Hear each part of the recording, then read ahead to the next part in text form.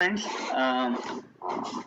जैसा कि आप सब जानते हैं कि कल जो है रशिया ने यूक्रेन पे हमला कर दिया है और आज उसी मुद्दे पे बात करने के लिए हमारे साथ हमारे और फ्रेंड्स जुड़े हैं।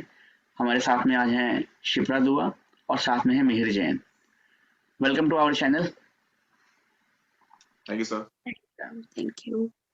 तो जैसा कि आप जानते हैं कि कल रशिया ने जो है अचानक से यूक्रेन पे हमला कर दिया और व्लादिमीर पुतिन ने भी जो है उसका एक मैसेज जो है पूरी दुनिया को जो है ओपनली चैलेंज करते हुए ग्लोबल प्लेटफॉर्म पे जो है सेंड किया सभी को, और साथ में ये चेतावनी भी साथ में दी कि जो कोई भी उसके इस मंशा के बीच में आएगा, यूक्रेन के मैटर में बीच में जाकर जो दखल अंदाजी करेगा, उसको बहुत ही बुरे परिणाम जो है झेलने पड़ेंगे। तो कहने का अर्थ है कि आर्थिक तौर पे या फिर रशिया का जो है हमला जो है दूसरे देश को भुगतना पड़ सकता है। रशिया ने साफ साफ चुनौती दे दी है इस चीज की। तो आप लोग जो है इस क्या सोचते हैं इस करंट कंडीशन के बारे में जो चल रही है सिचुएशन, और इसके ग्लोबली क्या इम्पैक्ट हो सकते हैं? तो let's start with Mihir. Mihir, आप बताइए अपना, आपके क्या व्यूज हैं इस पे?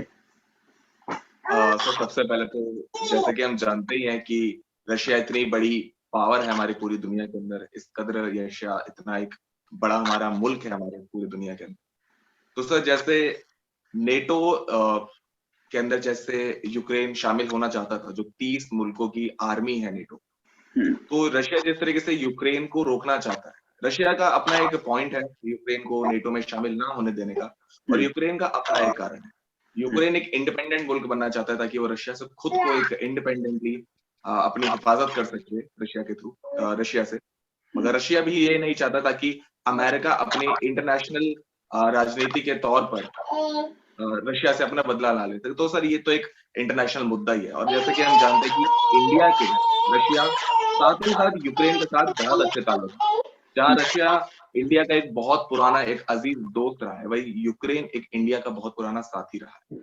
और जिस तरीके से ये वॉर चल रही है, हम सभी जानते हैं दो मुल्कों की जंग का आगाज नहीं, पूरी दुनिया के अंदर एक जंग की यलगार है।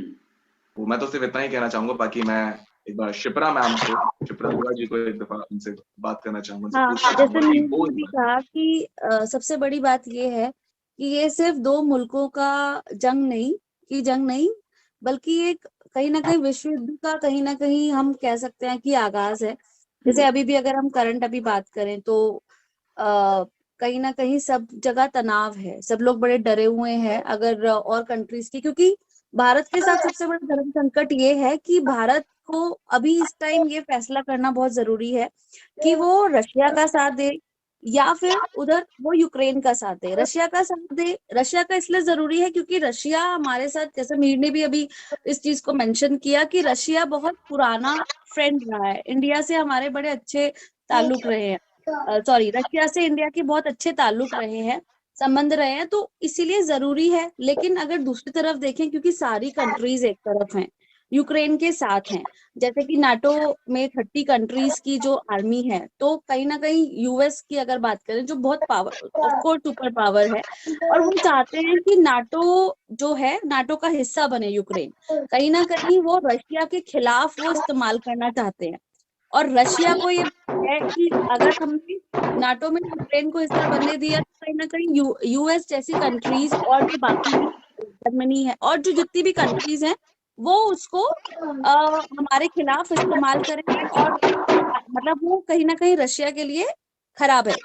लेकिन अभी इसका अगर मैं वैसे बात करूं, वर्ल्ड पर बात करूं, विश्व पर बात करूं, तो अगर एक लेमैन की तरह देखूं कि हमें क्या फर्क पड़ रहा है बेसिकली इससे, तो एक तो डर तो है ही, क्योंकि सबको एक कहीं ना अभी आज वो नहीं है, आज ग्लोबली क्योंकि सब एक दूसरे से कनेक्टेड है, सबको सब कुछ बातें पता चलती हैं, इन्फॉर्मेशन लोगों तक जाती है, तो सबको एक ये वो है कि भाई इस कहीं ना कहीं अगर विश्व युद्ध होगा तो अब कच्चा तेल महंगा होगा, सोने में की जो दाम है उसमें उछाल होगा।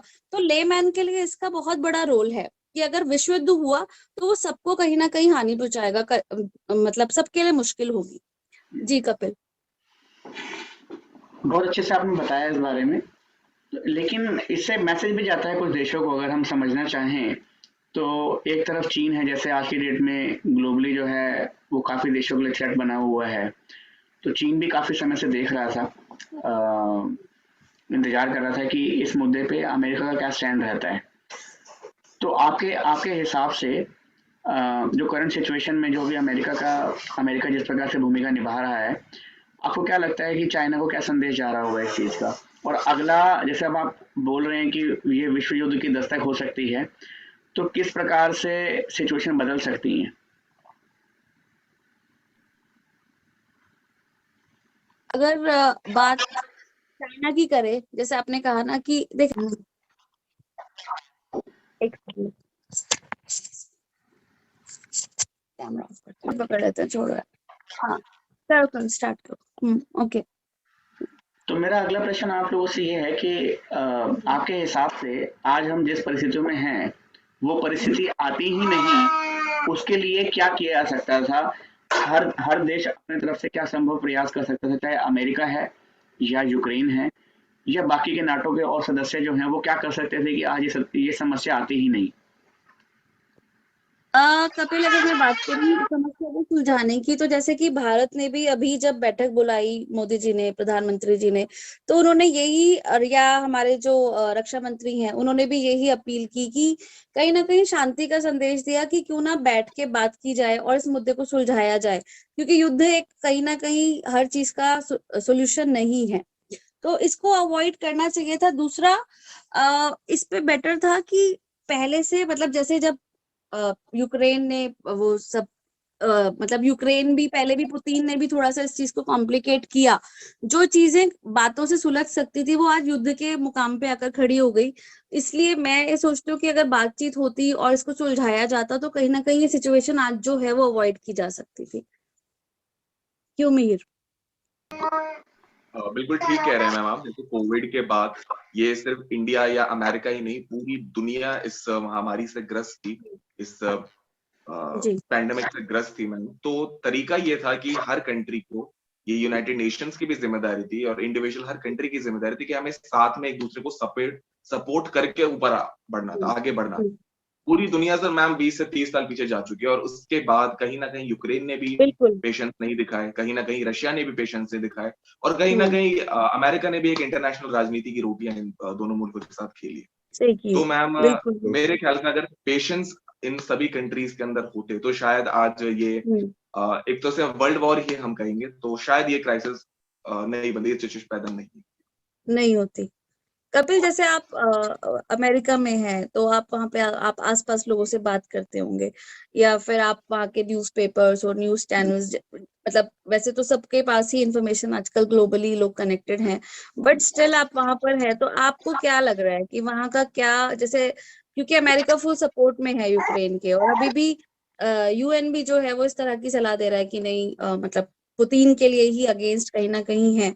तो आपका क्या कहना है इस बारे में?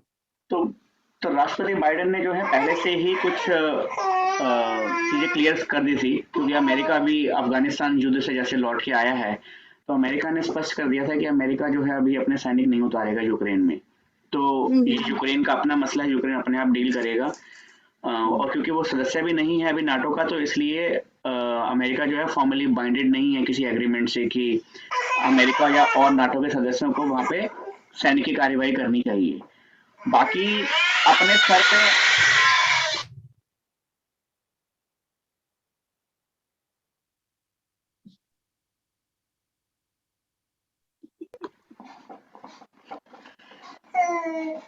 बाकी अपने स्तर पे अमेरिका जो है, जो अमेरिका कर सकता है, जैसे पहले भी करता आया है अमेरिका, आर्थिक प्रतिबंध लगाना और अपने नाटो सदस्यों के थ्रू जो बाकी के नाटो सदस्य हैं उनको भी एनकरेज किया गया है कि वो रशिया के साथ ट्रेड जो है ना करें।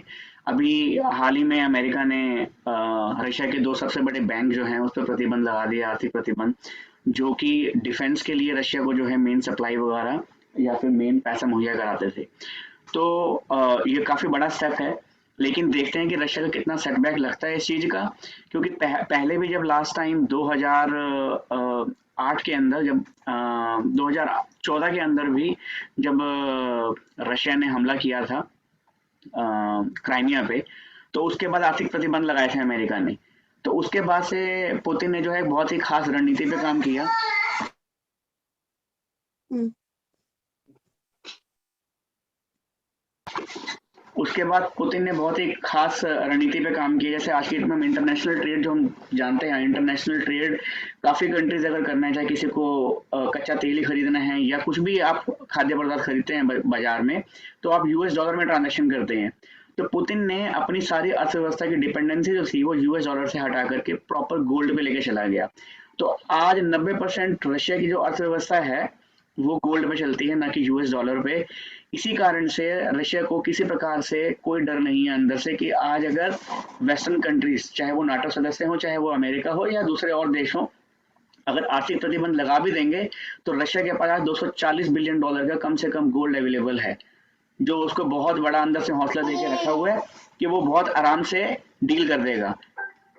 और दूसरी बात यह है कि जो अमेरिका जो आर्थिक प्रतिबंध लगाने के अलावा वो कुछ कर नहीं पाएगा अभी, क्योंकि उससे सिचुएशन और बिगड़ सकती है।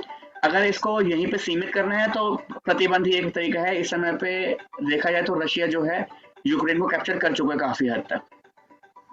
That's my view.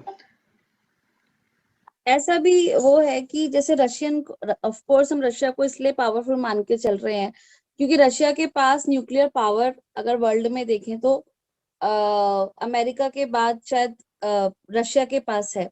तो उसकी वो भी कहीं ना कहीं उसको हथकंडा बना सकता है, और इसीलिए भी बाकी कंट्रीज को ना चाहते हुए भी रशिया का साथ मतलब देना पड़ेगा, क्योंकि एक इकोनॉमी एक एस्पेक्ट हो गया। बट अगर न्यूक्लियर पावर की बात करें तो वो भी कहीं ना कहीं अपने आप में इम्पोर्टेंट एक एस्पेक्ट है, जिसके बल पे शायद रशिया इतना ज्यादा स्ट्रांगली कहीं ना कहीं एक्शन ले रहा है और उसको डर नहीं है। नहीं, रशिया पहले से ही तैयार बैठा था। रशिया ने जिस प्रकार से करीबन 1.5 लाख से ऊपर अपने सैनिक जो है यूक्रेन के चारों तरफ उसने लगा दिए थे, तो तैयारी तो पूरी थी। तो और उस यूक्रेन की सेना जो है किसी प्रकार से कोई मैच नहीं था रूस के साथ में। वो तो पता था कि तिनके के बिल्कुल तरीके से गिर जाएगी वो। बाकी मेन मुद्दा अब ये है, अगला प्रश्न जो मेरे लिए जो बना हुआ है, अगर आप लोग उसमें डेटा ऐड करें, जो इकोनॉमिक सैंक्शन अगर लगाए भी जा रहे हैं आज रूस के ऊपर, उसका यूरोप के ऊपर या भारत पे या अमेरिका पे, अगर आप लोग अपने इनपुट देंगे किस प्रकार से प्रभाव आने वाला है। जैसे अमेरिका में बता देता हूं मैं, अमेरिका में रशिया का और यूएस का जो है ऑयल डील थी, और अच्छी मात्रा में जो है अमेरिका जो है वहां से निर्यात करता था तेल का। तो इस कारण से तेल के रेट में तो यहाँ पे प्रभाव दिख रहा है, करीबन 30 सेंट जो है minimum, that's a minimum I can see कि तेल का रेट बढ़ चुका है। अगर हम पेंडेमिक टाइम में बात करें, क्योंकि पेंडेमिक टाइम से सिचुएशन बहुत तेजी से बदल रही है लगातार ग्लोबली व ओवरऑल आर्थिक तौर पे देश के अंदर भी, तो एक समय था जब मैंने कैलिफोर्निया के अंदर करीबन $2.25 के अंदर जो है करीबन 3 लीटर तेल लिया हुआ है यहाँ पे। और ये ज़्यादा लंबे से पुरानी बात नहीं है, ये अभी साल सवा साल पुरानी